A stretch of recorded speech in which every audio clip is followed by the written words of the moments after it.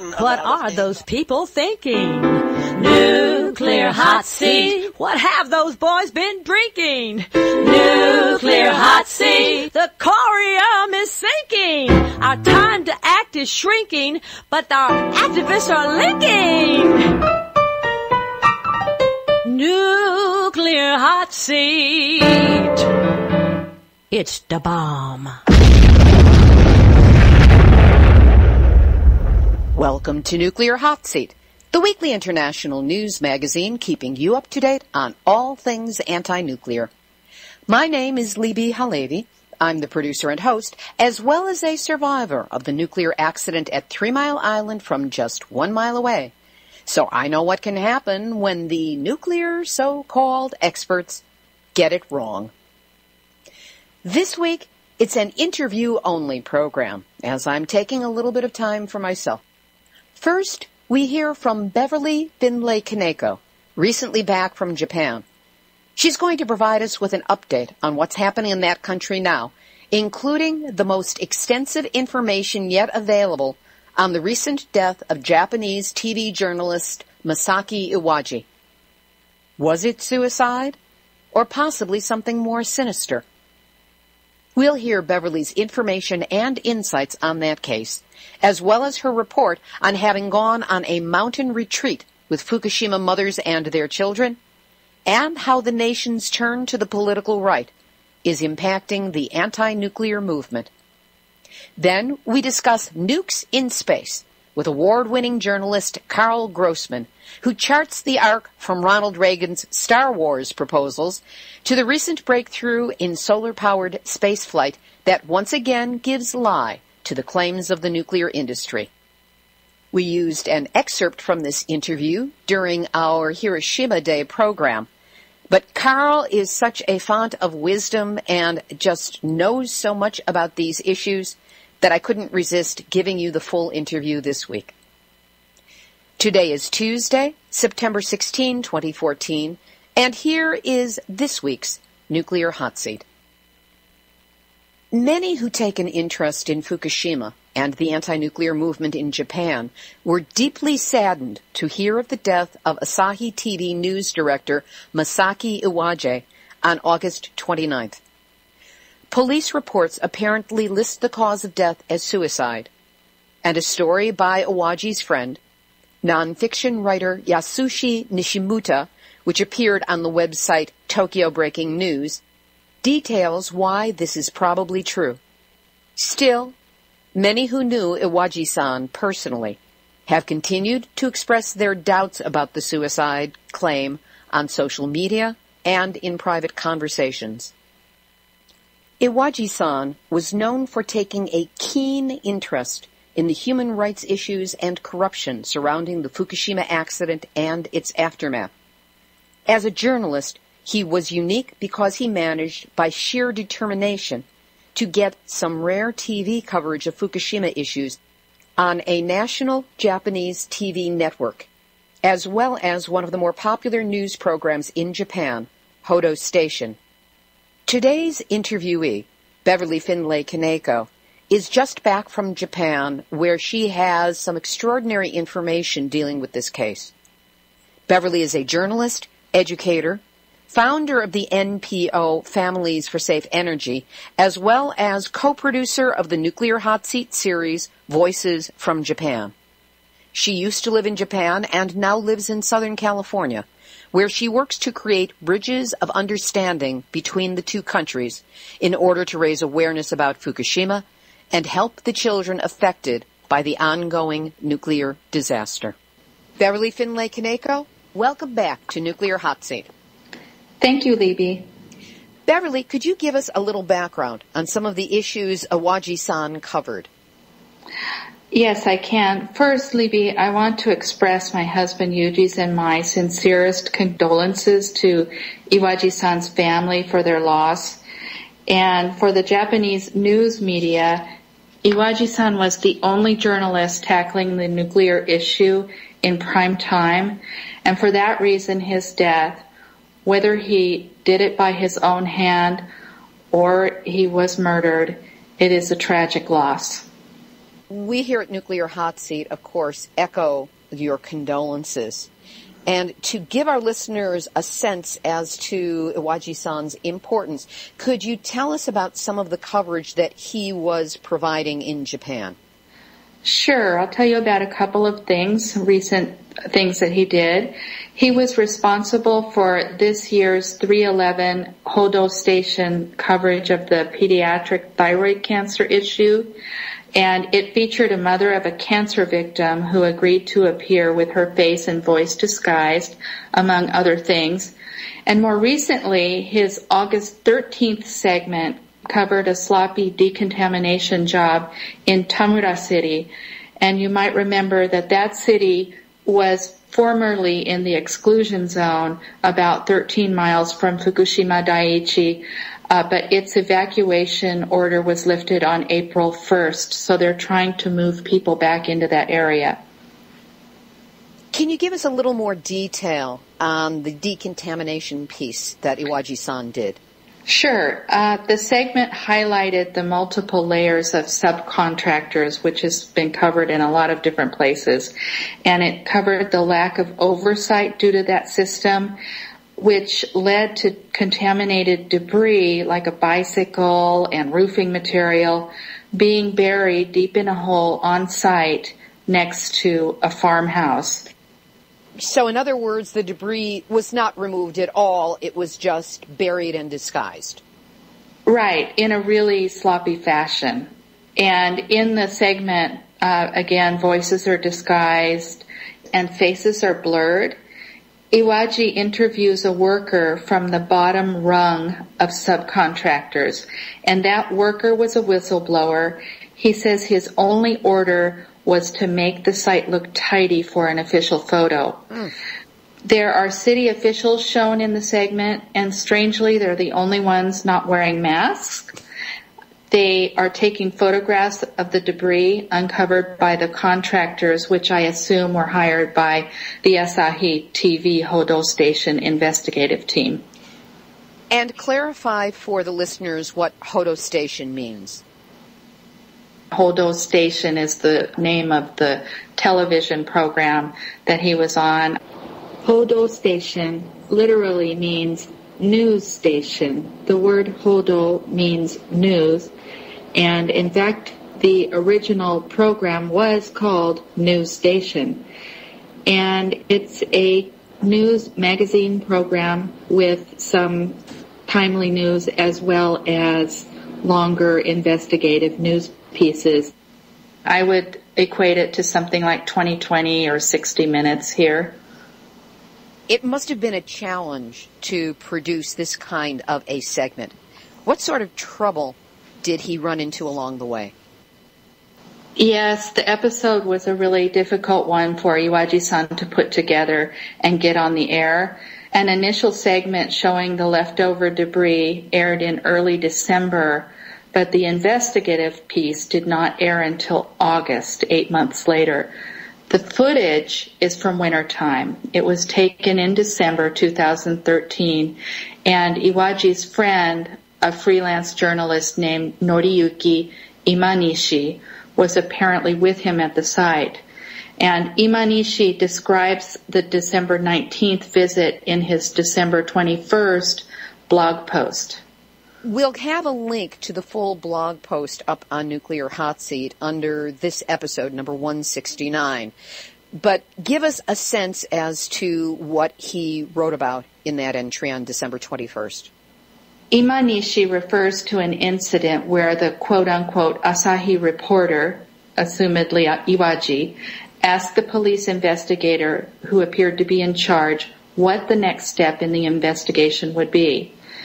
The officer butted Iwaji's microphone with his elbow and knocked, quote-unquote, the reporter into the mud and caused injuries that required a visit to the hospital.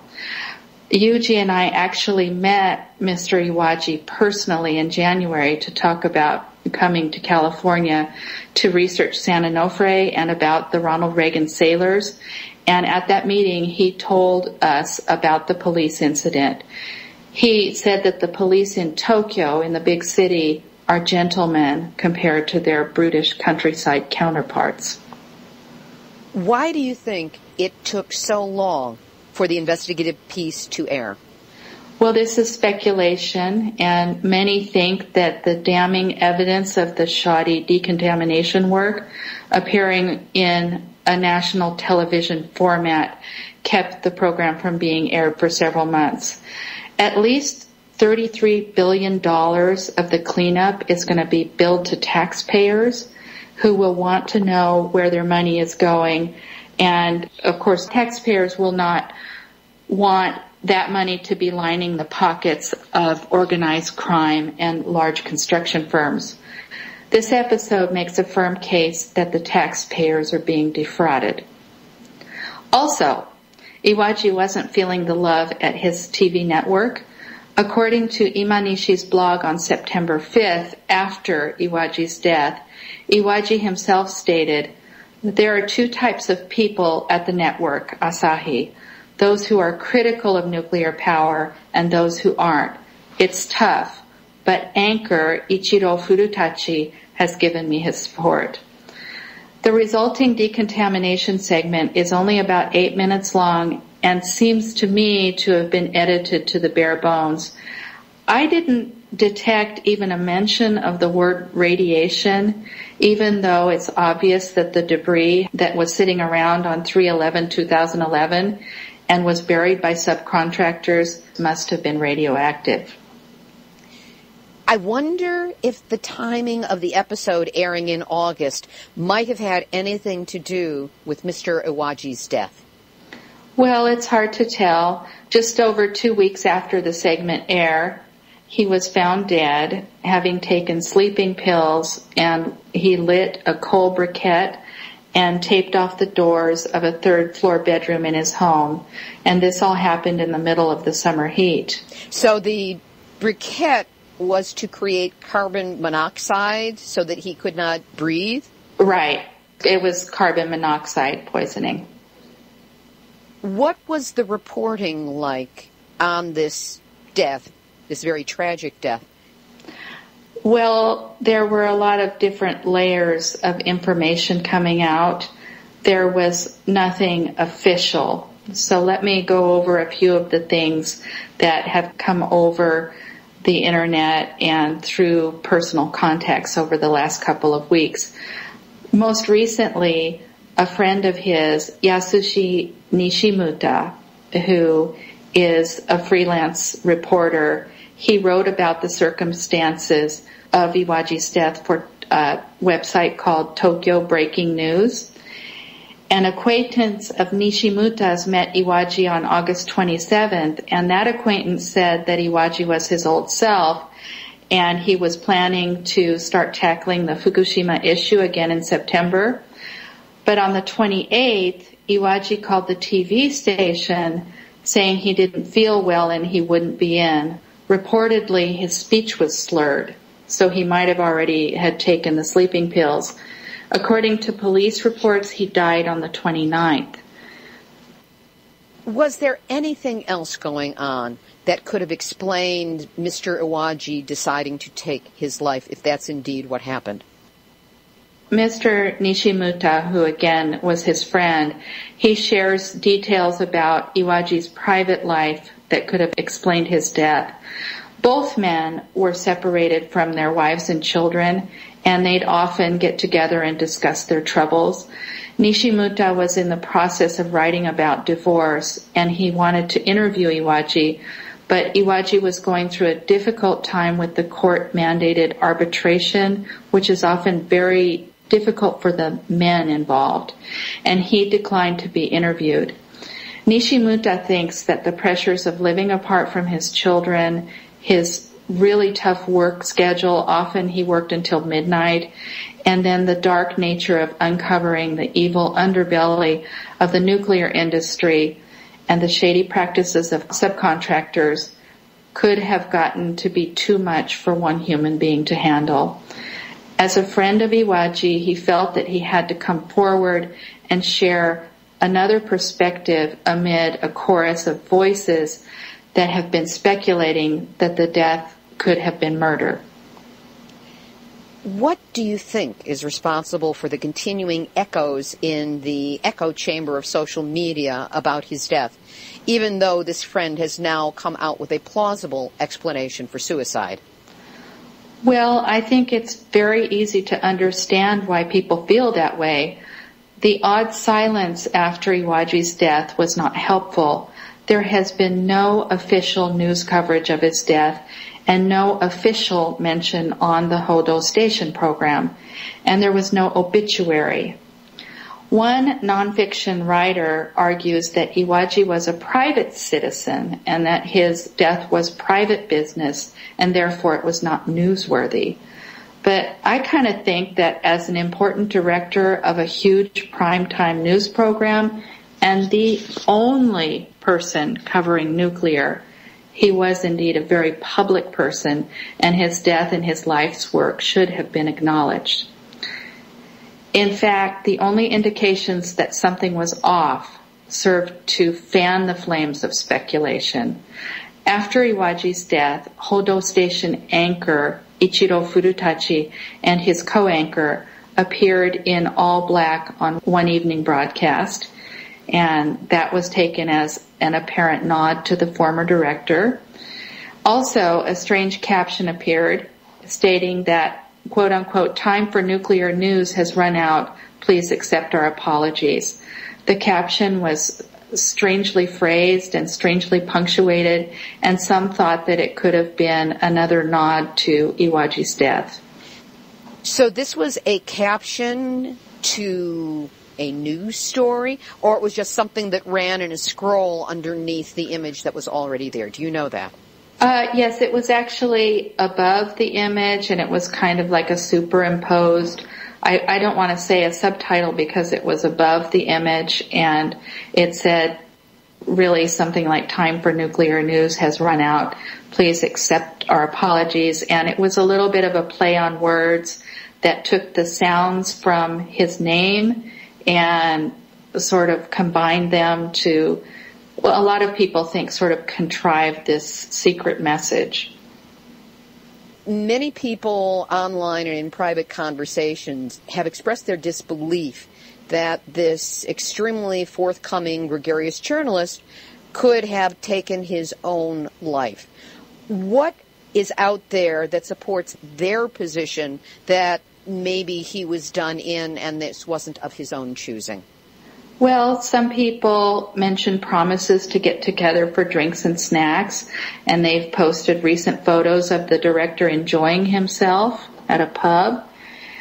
He had plans for future projects, including a segment on the Ronald Reagan sailors that are filing suit against TEPCO. I actually sent him links to your program and also Mary Beth Brangen's video interviews. Yuji and I met with him in December, and we've been in touch with him by telephone and email.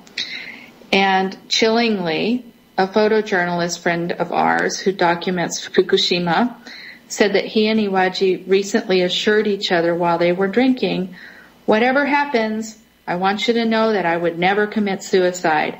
And this is a refrain that has been repeated by other people too, not just somebody that we happen to know firsthand. Aside from the various personal accounts, there was the trouble that Iwaji had had with the decontamination segment and the police brutality. And then a magazine called Flash, which apparently was going to run a big article about his death, and it was actually on the cover of the magazine.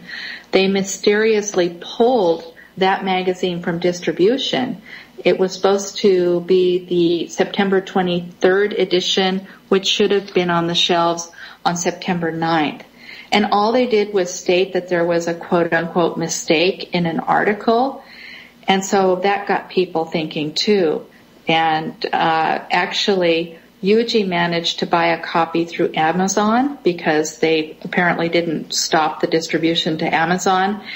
And he found that in the magazine there was actually a whole segment on the recent photos, the nude actress scandal with Jennifer Lawrence and Kirsten Dunst, etc., and they were in their full glory. And most certainly that was actually why the magazine had to be pulled, because that would have been major lawsuits.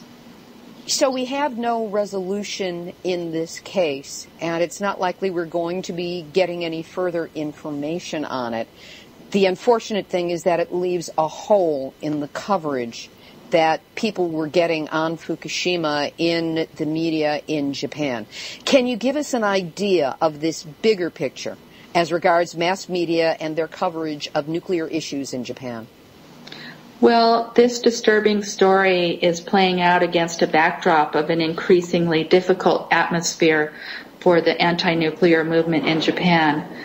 The mood ranges from complete apathy to official allusions to further restricting free speech. Bookshops used to have large sections devoted to the nuclear issue, but they've now cleared that space for books on war and militarization on both sides of the issue, not necessarily promoting it, but there's that big debate about remilitarization. Furthermore, the mainstream Asahi Shimbun and the Shukan Asahi Weekly and TV Asahi's Hodo Station have become the target of bashing by other media outlets for their reporting. It has been rumored even that the Hodo Station anchor, Mr. Furutachi's job is on the line, despite the popularity of his show. And the Asahi Shimbun, as you know, has been bashed for publishing portions of the Yoshida testimony. They had some misinterpretations, and another problem with the Asahi Shimbun that has come out as a target of bashing was some interviews that were done on the comfort woman issue that appeared over 23 years ago. So they've gone and dug up a very over 2-decade-old problem to demonstrate just how horrible Asahi Shimbun is. And, of course, Asahi Shimbun has been one of the better sources that has been relied on for Nuclear Hot Seat to get us on-the-ground information about what's happening in Japan. So it seems that there is a concerted effort to discount the more, I would say, fair-minded, they might say liberal media that has been going into the nuclear issue in some detail. Yeah, I would believe so. Exactly. I've also read that recently the government hinted at restricting anti-nuclear and anti-government demonstrations when they discussed plans to regulate quote-unquote hate speech aimed at Koreans, though what the connection is absolutely eludes me. Can you tell the listeners a little bit more about this? Yes, Libbe, it is extremely bizarre that ultra-rightists and anti-nuclear protesters would be considered in the same sentence by the government mouthpiece. But the government's shift to the right has actually made ultra-rightists even braver, and their loud protests against Koreans have become increasingly offensive. And this has been criticized by the United Nations. One government official lumped the vicious anti-Korean protests together with the boisterous anti-government and anti-nuclear rallies that happen usually on Friday nights. That official said that both of those types of protests harm Japan's image and make it difficult for government workers to do their jobs, and that both should be restricted. The government has since issued a retraction of the statement, but the beast has really revealed what's inside of its belly. It's just like when Finance Minister Taro Aso said that Japan should take a page from Hitler's notebook and make changes quietly before the population notices. Again, his statement was retracted, but the actions of the government since then have borne out his words. Abe's government would like nothing more than to silence the anti-nuclear and anti-war demonstrations, and they have most certainly officially considered redlining them along with the hate-speaking ultra-rightists. It seems extremely odd that peaceful anti-nuclear protests are seen in the same light as the ultra-rightists who promote racist violence. Yes, and it's also strange because the ultra-rightists have always been part of the scene in Japan. Ever since I first went there 30 years ago, they've always been noisy around the seat of government and at all hours of the day. In one situation, I remember interviewing an official at the Ministry of Education for the Chronicle of Higher Education many years ago. There was a huge black ultra-rightist sound truck outside, and they were protesting the inclusion of the comfort women issue in textbooks. And the speaker was amplified so loudly that I could barely make out my recording of the interview later. Plus, I got a headache. The anti-nuclear and anti-war protests, on the other hand, they occur after hours from 6 to 8 p.m. on Friday nights only. And yes, they do get a bit noisy. I totally agree. They have drums, and there's even a man who blows on a conch shell.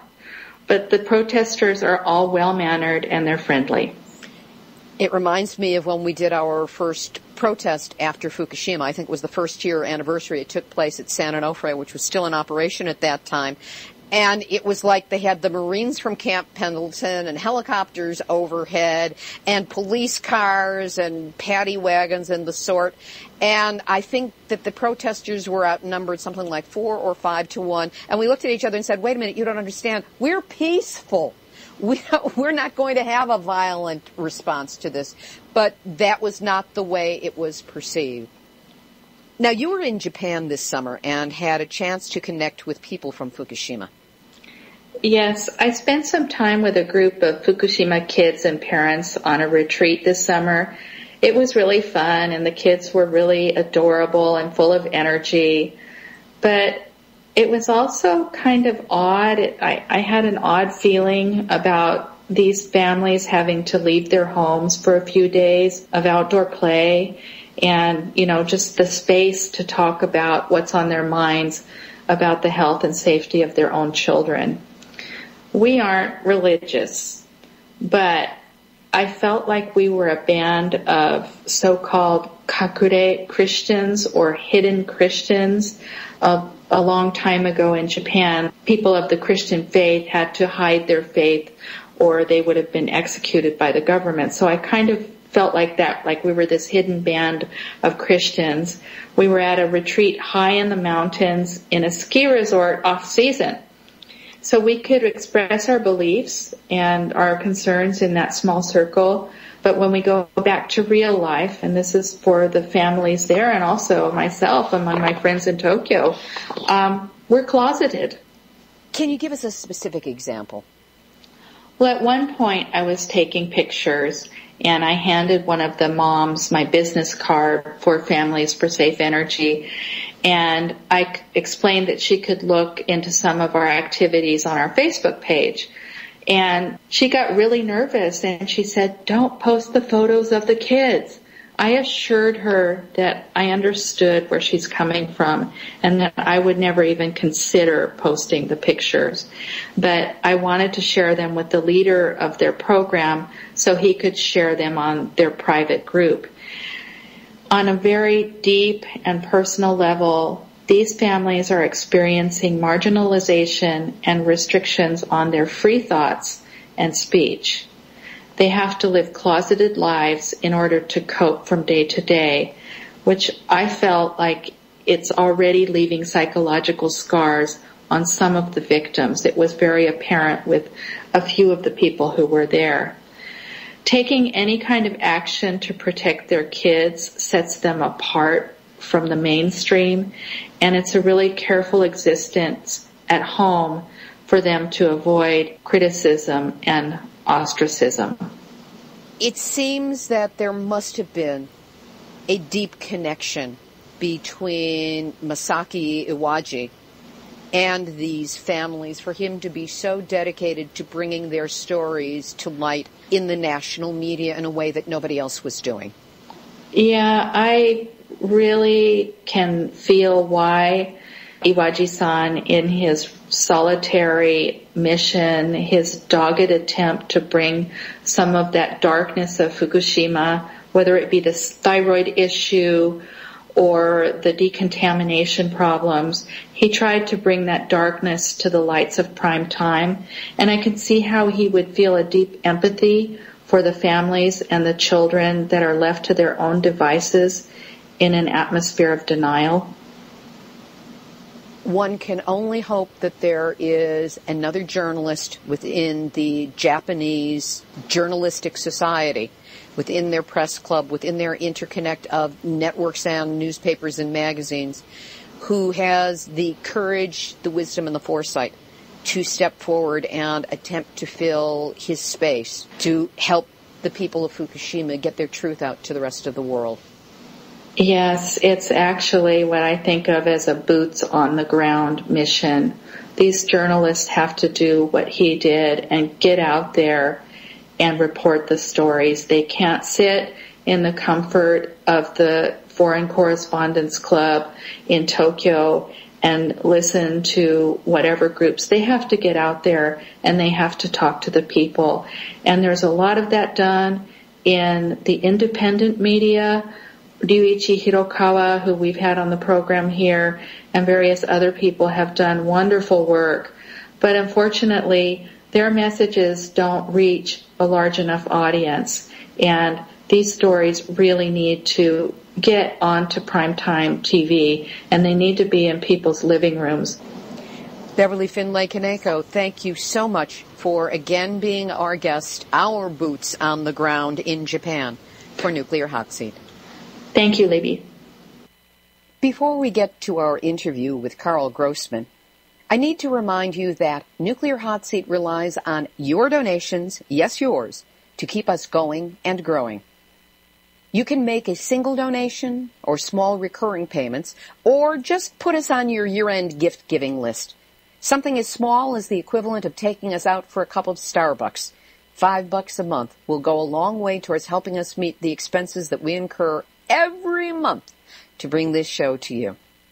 Donating is easy and secure by going to nuclearhotseat.com, scroll down on the homepage, and click on the big red donate button. Whatever you can do to help, many thanks. Our second interview this week is with Carl Grossman, who is an award-winning investigative reporter with more than 40 years of experience. He is truly our movement's éminence grise, or great gray eminence. He knows where the story started, he knows all of the footnotes, and he knows where the metaphoric bodies are buried. Carl is a professor of journalism at State University of New York College at Old Westbury and has authored 6 books, including Cover Up, What You Are Not Supposed to Know About Nuclear Power. He also hosts the nationally aired TV program Enviro Close-Up. Here's our full interview with Carl from Hiroshima Day. We talked about the dangers of nuclear power in space, as well as the recent breakthrough in solar-powered spaceflight that once again gives lie to the claims of the nuclear industry. Here's Carl. I've been investigating the use of nuclear power in space ever since the Challenger accident in 1986, because I broke the story in The Nation in 1986 of how the next mission of the ill-fated Challenger was to loft a plutonium-powered space probe. And if the accident had occurred not in January of 86, but May, when that nuclear mission was planned, and that plutonium would have been dispersed in fragments, vaporized like so much of the Challenger, it wouldn't have been 7 brave astronauts dying. There was going to be pounds and pounds of plutonium that potentially could have been released. So I've been on this story ever since then, and I've looked into, there's been a variety of nuclear shots. What are some of the other nuclear in space stories that have come up since you started covering this back in 86? Perhaps the most dangerous nuclear shot of them all in recent times was the Cassini mission. That involved 75 pounds of plutonium. Why in the world are they shooting plutonium into space? We've used mostly these plutonium radioisotope thermoelectric systems or generators. The Soviets, now Russia, they prefer reactors. The claim had been that when you go far out into space, you'd need nuclear power. Post-Manhattan Project, when those behind that juggernaut looked for things to do with nuclear, food irradiation, nuclear power plants, nuclear-powered airplanes, and then nuclear in space. So it's been something that the U.S. and also the Soviet Union both have been very committed to for many years. We now have the situation with the Rosetta spacecraft. What is the importance and the significance of this particular craft? Here is the Rosetta, solar-powered, rendezvousing with a comet, doing it with solar energy. It's energized by solar panels. For years, for so many years, the claim has been beyond the orbit of Mars, we can't use anything but nuclear as a power source. Rosetta is showing that hundreds of millions we're talking about well over 300 million miles from space. Right now, Rosetta is in the midst of rendezvousing with this comet, getting its energy not from plutonium, not from a nuclear reactor, but solar panels, even though at that distance way out in the solar system, the sun is, in terms of the energy being sent out from the sun, a fraction of what it is here on Earth. So it's a real breakthrough, and it's a breakthrough being done by the European Space Agency. ESA stresses on its website that we do not have nuclear devices for space use, so we began developing solar for space, and they've succeeded. It sounds like these are incredibly sensitive and powerful panels. Might there be applications that we could use down here on Earth to speed our weaning ourselves from all things nuclear and switching over to solar? Yeah, well, these are high-efficiency panels that have been developed. But let me just add a wrinkle here. One of the bigger accidents, and this isn't a matter of the sky is falling. The sky has, in fact, fallen a number of times with nuclear devices that have been put up into space. And the most serious of the accidents was the SNAP 9A accident. Back in 1964, it was a satellite energized with plutonium. It wasn't able to maintain its orbit. It came crashing down, disintegrating.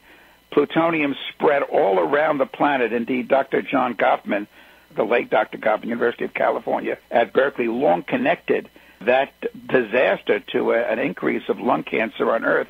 Well, that incident, that event in 1964, caused NASA to develop photovoltaic panels for satellites.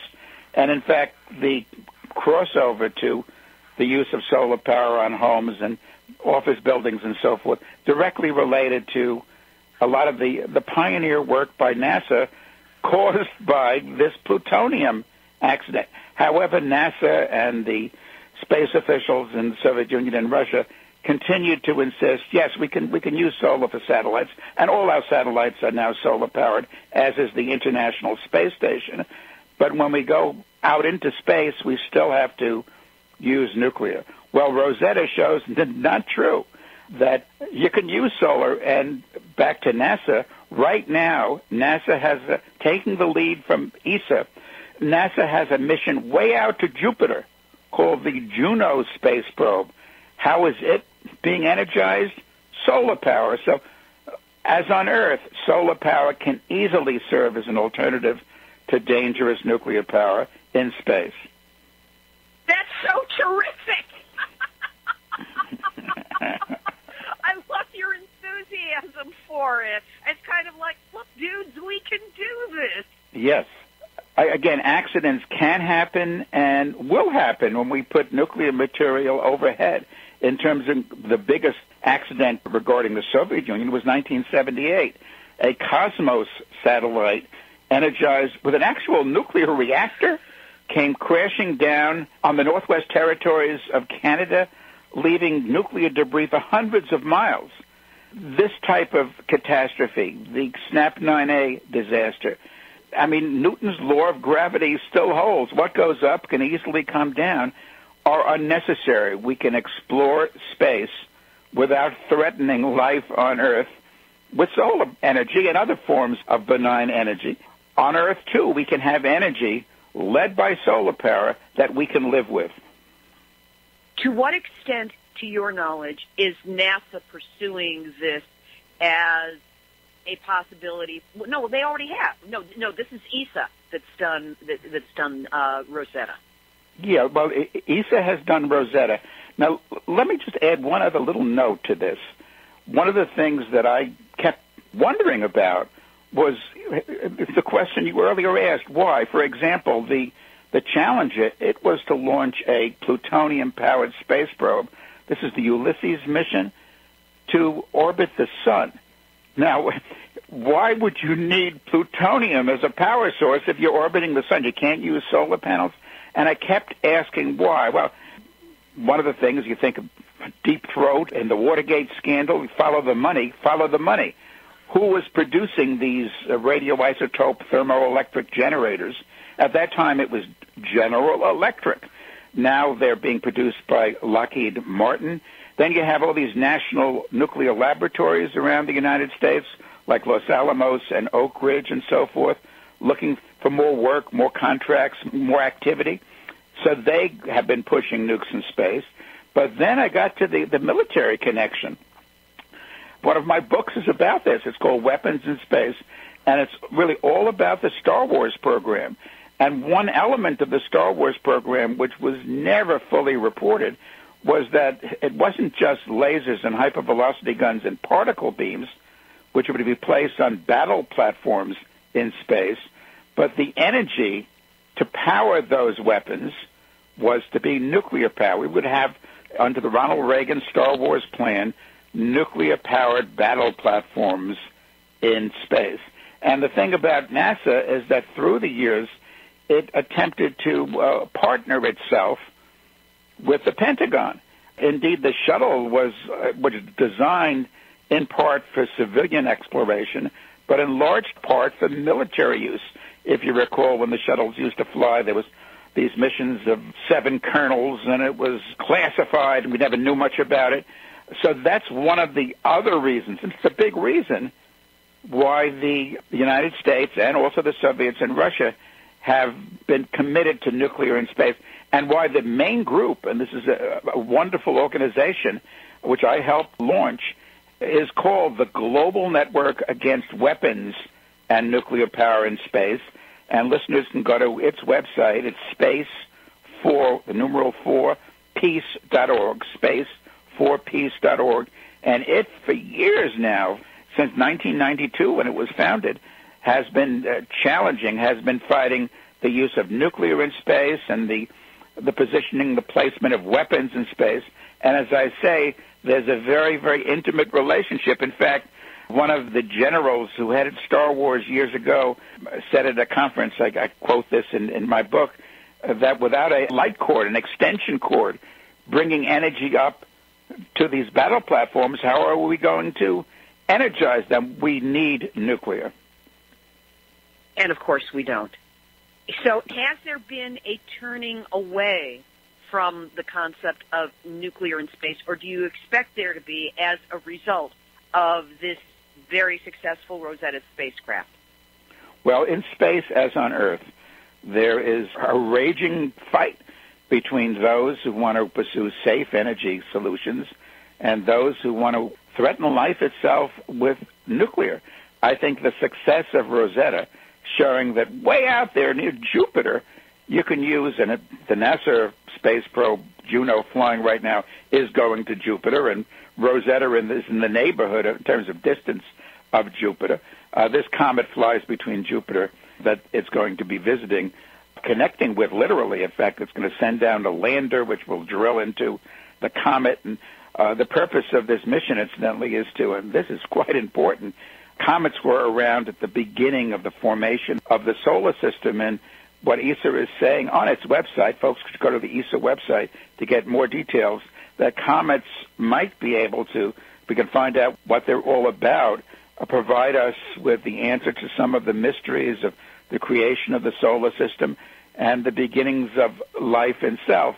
In any case, the success of Rosetta hopefully would cause the space programs of the U.S. and Russia to be done safely. However, you have these vested interests fighting for nuclear. For example, we're talking about a mission to Mars, and the head of NASA, he has been pushing for a nuclear-powered rocket to get to Mars. He argues that it would provide for a faster trip. However, the Japanese, just 2 years ago, showed that in space there is energy that can in fact be harnessed. The ions that are discharged from the sun can push a solar sail and push a spacecraft. And they sent, this is just a pilot project, an experimental spacecraft up, and the solar sail was unraveled and it moved. And in the vacuum of space, you don't need much of a push to move quickly. So again, the space as on Earth, you can use solar, and you can use solar way, way out there. You can use, and you couldn't exactly call it a solar wind, but it's a cousin to a solar wind. As on Earth, we use very successful. I mean, wind is the largest growing alternative energy source at this point. I mean, it's hells a popping with wind, and up in space, solar, and again, this variant of wind, and other scientists who are committed to energy we can live with, including some at NASA, have been working on safe means of both locomotion of spacecraft and energizing, providing power to a spacecraft. The problem is, again, in space, as on Earth, you have these nuclear interests. Lockheed Martin, the producer of these plutonium systems, which is the biggest arms manufacturer, incidentally, in the world. You have the National Nuclear Laboratories is looking for something to do. I don't believe this Star Wars craziness is over. I mean, under Ronald Reagan, it was being pushed intensely, and it was a central issue. However, President Obama has really campaigned against, initially, and this has continued, against the deployment of weapons in space. But who knows what's going to happen in 2016? We can easily revert to a very conservative government in this country. And as to the Soviet Union, or now Russia's decades-long nuclear program, civilian nuclear power, purportedly, is one of the major financial activities, exporting nuclear power plants, of the Putin regime in Russia.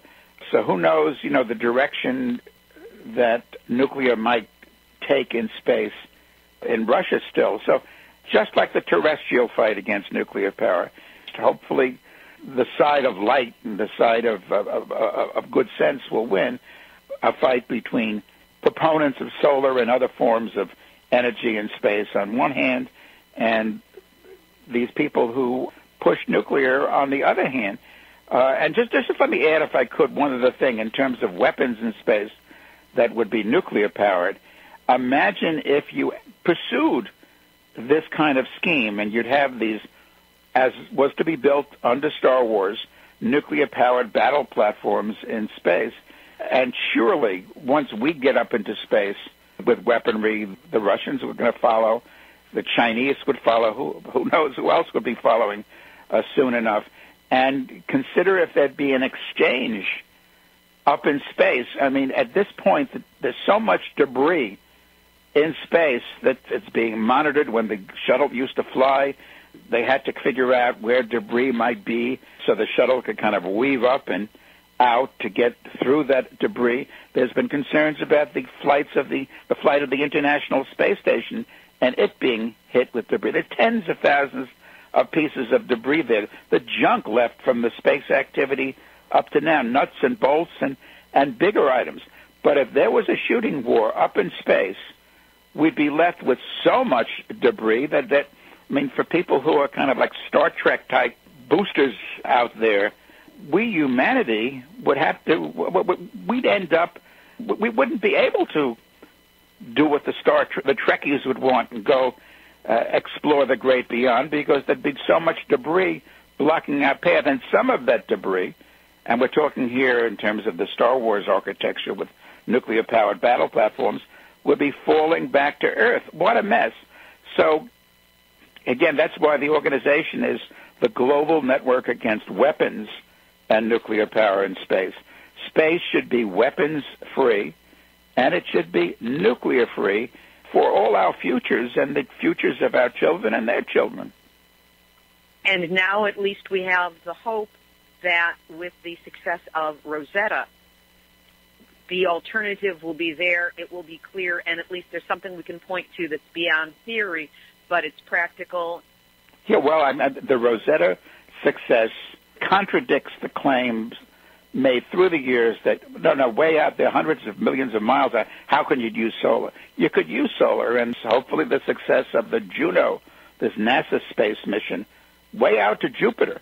The other shot in 1986 that was supposed to be done with a shuttle, this was going to be another shuttle, not the Challenger, but in the same period was the Galileo mission with 50 pounds of plutonium on it, and that space probe was to be sent way out to Jupiter. And there was a major lawsuit in Washington, D.C., brought by opponents of the use of nuclear in space and people challenging the Galileo shot. And the folks from NASA and the U.S. Department of Energy, literally swore in this federal court trial that, no, we must use nuclear on the Galileo mission because we're trying to get to Jupiter. You can't use solar on a mission to Jupiter. It's too far away. Well, here, not that many years later, NASA is using solar power for a mission to Jupiter. Again, it could be done, and it can be done very, very far. Indeed, there's in the current issue of Space News, they're talking about a mission to Pluto. Now, we're talking way, way out to the littlest of planets. Originally, it was planned with the use of plutonium power, but there's a shortage of this plutonium-238, which is the isotope of plutonium used on space shots, as distinct from plutonium-239, which is what you make nuclear weapons with and so forth. It's a variant. It's hotly radioactive as well, in fact, even more so than 239. And the consideration now by NASA, this is a story in Space News, is to use solar on Pluto missions. So Rosetta shows, Juno will show, that you can explore space safely. You don't have to endanger life on Earth while we're exploring space. That was award-winning investigative reporter Carl Grossman. Always one of my favorite interviewees here on Nuclear Hot Seat. Activist shout out to all of you marching, chanting, yelling, screaming, demonstrating, hoo-ha, members of our community who are going to be participating in the September 21st People's Climate March, especially in New York City. Godspeed and Goddess-speed to you all.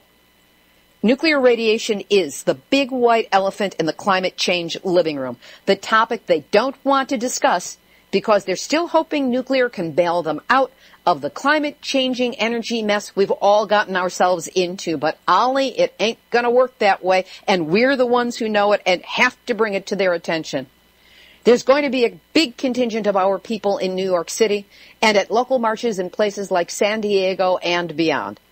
To all of you who will be out there and marching and chanting and making our presence known, may you make the impact that puts our issues front and center in the sustainable energy agenda and takes nuclear off that table for good. We will have a follow-up report on the march, hopefully ready in time for next week's show. Hey, Jon Stewart. Jon Stewart. Did you catch the Daily Show with Jon Stewart on Wednesday, September 10? I nearly fell off my chair because the man mentioned nukes not once, but twice. He said the word nukes, the actual word, twice. All right. Admittedly, the first time he used it in the colloquial sense in putting down the video command headquarters of the NFL, not exactly being a place from which they launched nukes. Okay, fine. But in his second segment about the possible Scottish secession from England, He talked about oil off the coast and the British nuclear fleet being stationed in Scotland, and then made a joke about Dick Cheney getting all excited over a country that has both oil and nukes, and got a big laugh with it. And you know, this isn't ego, but I've got to wonder, is the Nuclear Hot Seat Twitter campaign working? Have we raised consciousness or at least visibility of our issues enough that The Daily Show is testing the waters through semantics and Dick Cheney references? John did get big laughs on both mentions. So John, Booby, it's good for all of us. So all of you out there in podcast land, keep those tweets, retweets, and favorites coming. This has been Nuclear Hot Seat for Tuesday, September 16, 2014. Thanks to my interviewees and all those who work behind the scenes to make this program happen, especially Sean Arclight, Joni Ray, as well as to all of you who donate to help keep this program going.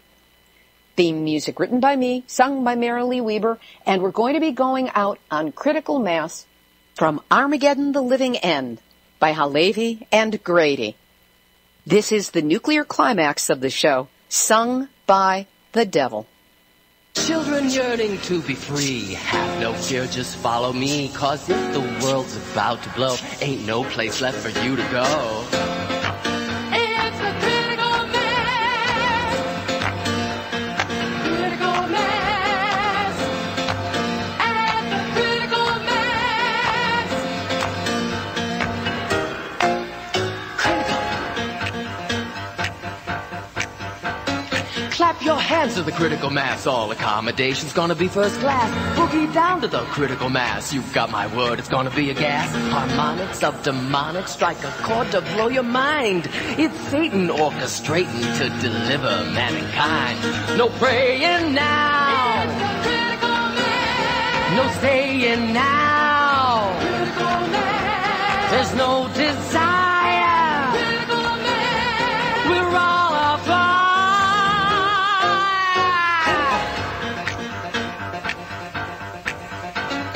Clap your hands to the critical mass. The chain reaction's gonna be a blast. Boogie down to the critical mass. The prayer you're praying's gonna be your last. The rupture at the rapture separates you from your soul. No way to see eternity, and that is my goal. No praying now, critical mass. No staying now, critical mass. There's no desire, critical mass. We're all apart.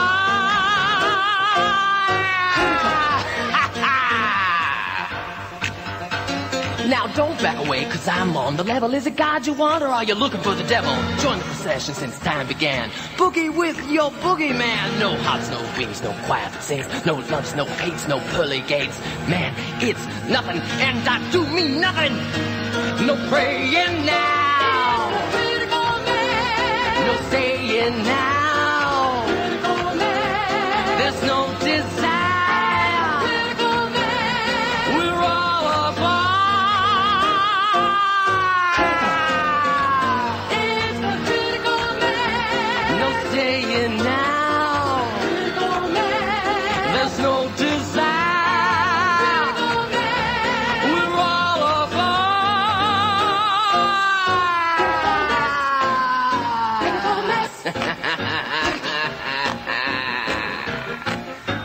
Nuclear Hot Seat is the activist voice on nuclear issues.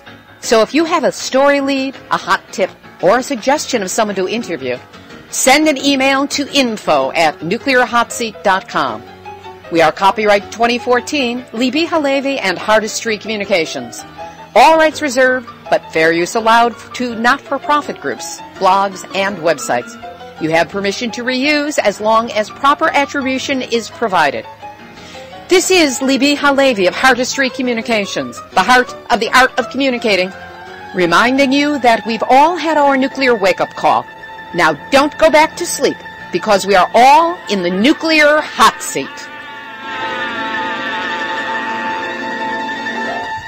Nuclear hot seat. What are those people thinking?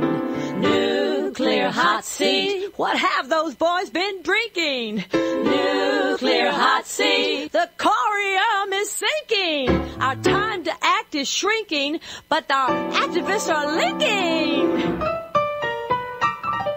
Nuclear hot seat.